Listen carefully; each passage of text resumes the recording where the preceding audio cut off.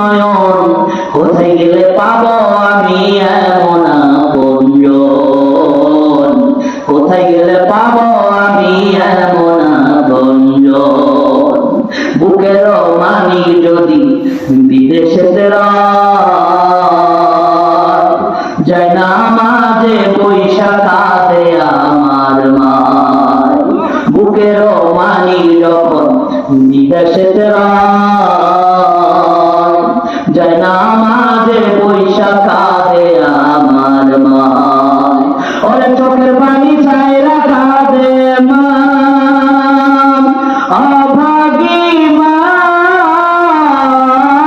গো।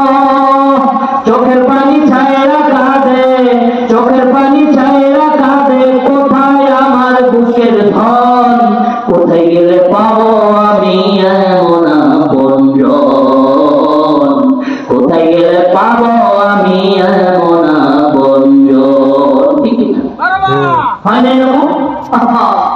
এই যে যাদের নর্মালে বাচ্চা হয় বা সিজারে বাচ্চা হয়, বাচ্চাটা যখন পৃথিবীতে ভূমিষ্ঠ হয়, মার হাজার ব্যথার মধ্যে বলে ওঠে না, আমার কলিজার টুকরা কি বেঁচে আছে, কই আমার কলিজার টুকরাকে একটু দেওয়া না।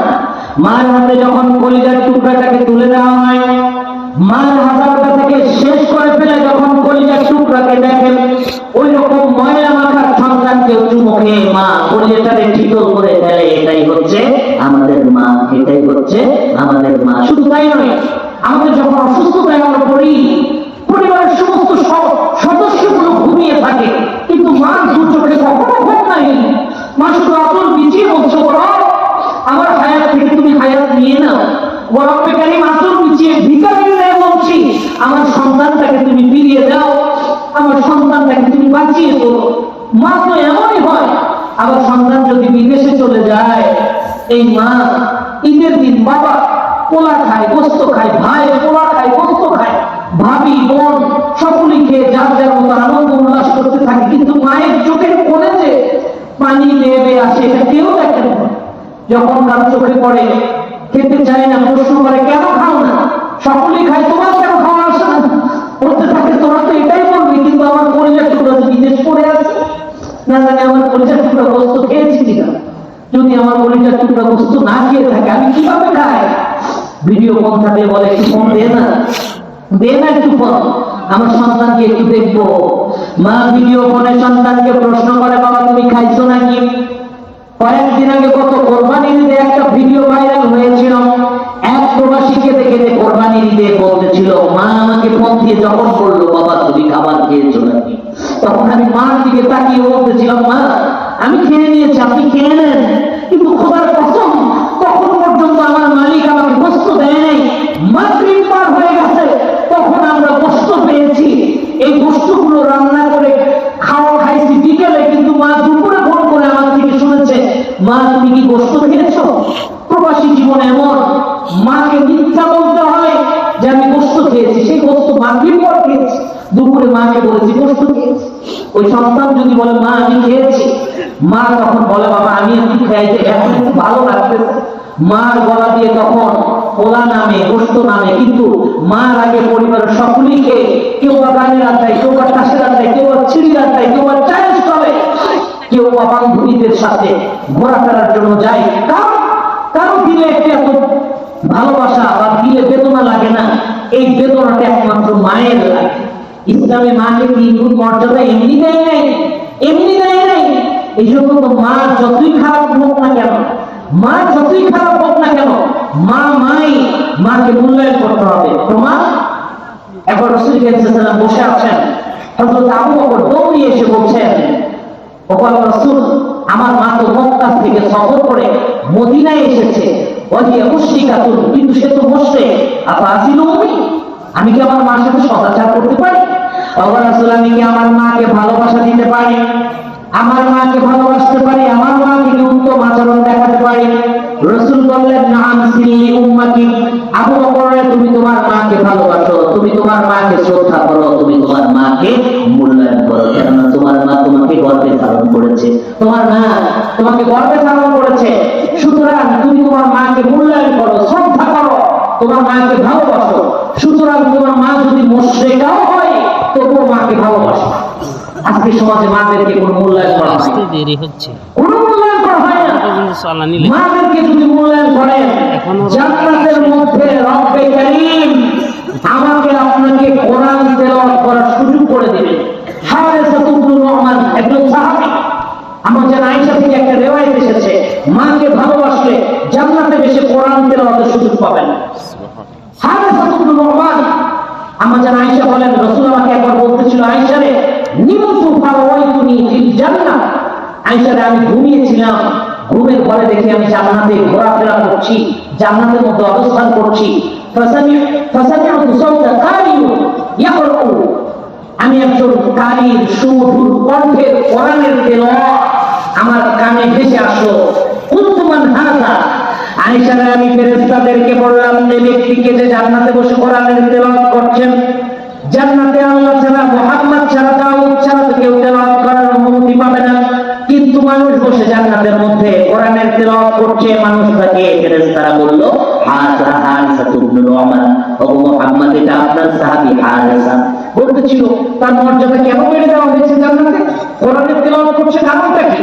বলতেছিল সে দুনিয়ার বুকে তার মাকে ভালোবাসতো, মাকে মূল্যায়ন করত, যার কারণে আল্লাহ তাআলা জান্নাতের মধ্যে তাকে বসে বসে কোরআন তেলাওয়াত করার সুযোগ করে দিয়েছেন। সুবহানাল্লাহ বলেন। মাকে ভালোবাসলেন, দুনিয়াতে ধনী হবেন। প্রমাণ হযরত ওসমান রাদিয়াল্লাহু তাআলা আনহু একবার তাহাজ্জুদের নামাজ দাঁড়িয়ে গেলেন, মা তাহাজ্জুদে দাঁড়িয়ে গেলেন, তাহাজ্জুদ নামাজ শেষে মা শুধু তার জবান দিয়ে বললেন, বাবা ওসমান, আমার একটু খেজুর গাছের মেথি খেতে ইচ্ছা করছে। আপনারা তো খেজুরের গাছের এলাকার লোক, মেথি চেনেন? মেথি চেনেন না? দেখছেন মেথি খেতে অত্যন্ত সুস্বাদু না? খেজুর গাছের আগায় ভিতরে আঁশ থাকে। হযরত ওসমান রাদিয়াল্লাহু তাআলা আনহুর মা এই খেজুর গাছের মেথি খেতে চেয়েছে তাহাজ্জুদের সময়। হযরত ওসমান এবার ভিন্ন ধরে মসজিদে নববীতে যাচ্ছেন।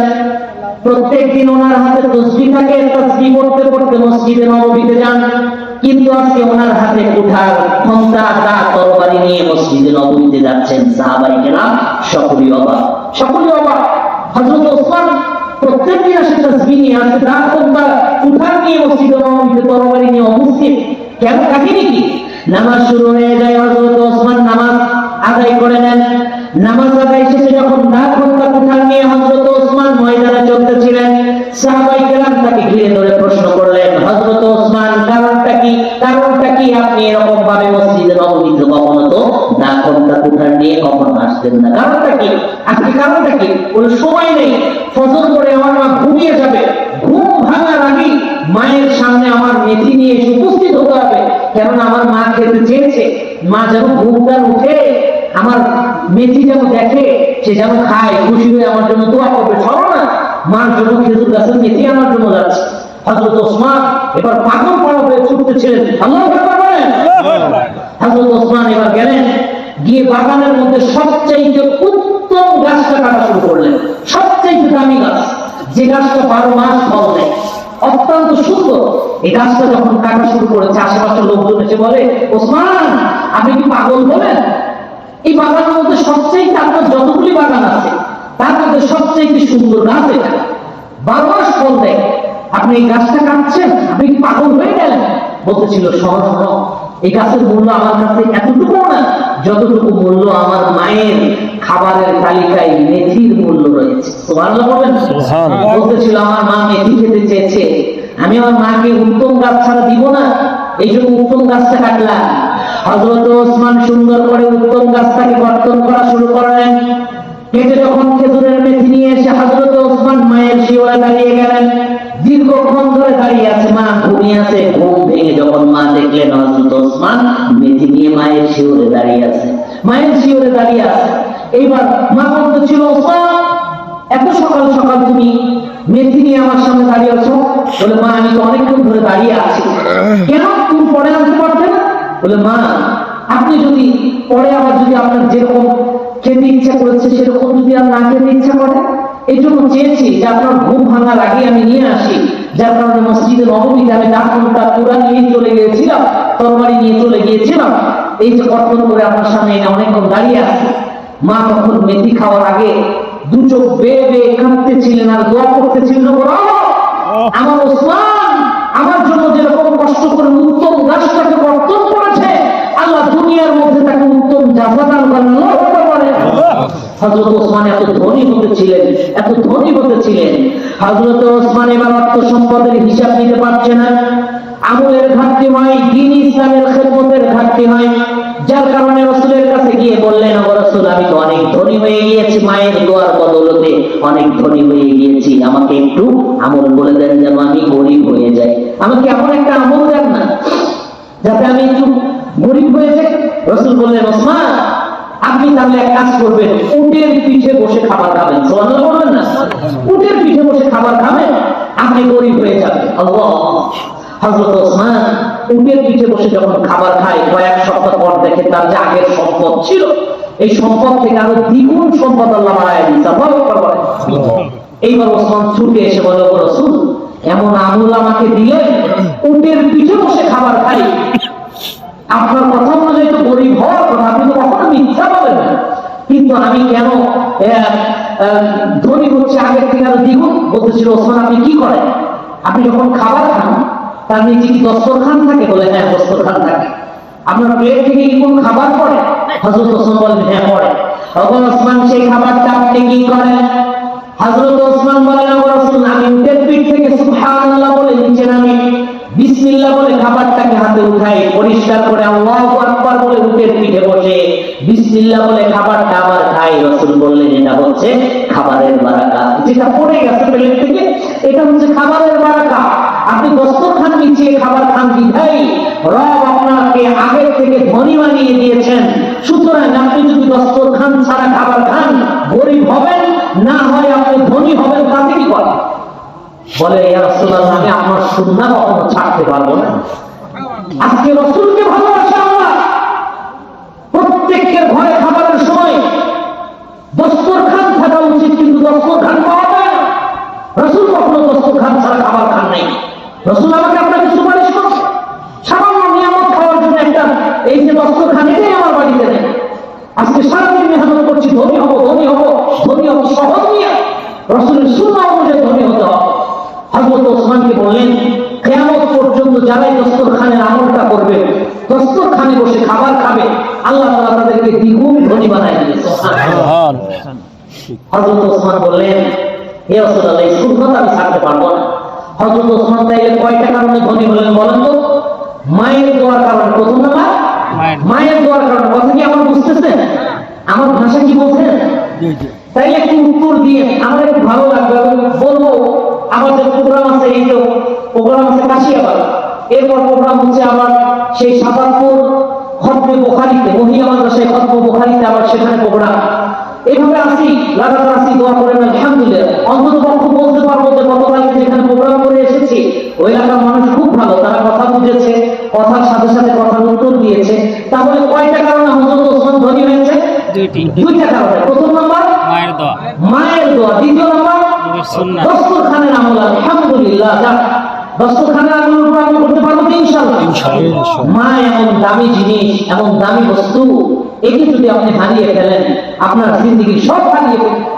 মাকে আমরা বলি না, মা তুমি আমার জন্য কি করেছো, বাবা আমার জন্য কি করেছো, কি করেছো, এরকম বলি না?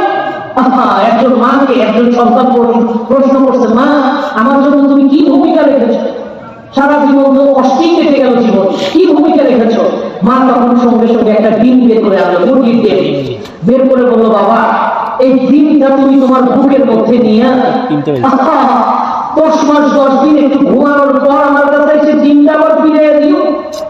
সন্তান যখন নিয়ে ডিমটা নিয়ে প্রথম রাত্রে ঘুমাতে গেছে, প্রথম রাত্রি ডিমটা পেটে ফেলেছে, পাঠিয়ে ফেলে এসে বলতেছে, মা তুমি যে ডিমটা দিয়েছিলা, এই ডিমটা আমি পেটে ফেলেছি প্রথম রাত্রি। বলতেছিল, বাবারে এই যে সামান্য পর্দার ভিতরে 10 মাস 10 দিন তোমাকে ধরে রেখেছি, এমন ভাবে শুনি নাই যাতে তুমি কষ্ট পাও, এমন ভাবে চলি নাই যাতে তুমি কষ্ট পাও, এমন ভাবে হাঁটি নাই যাতে তুমি কষ্ট পাও। বাবারে আবার যখন তুমি প্রসব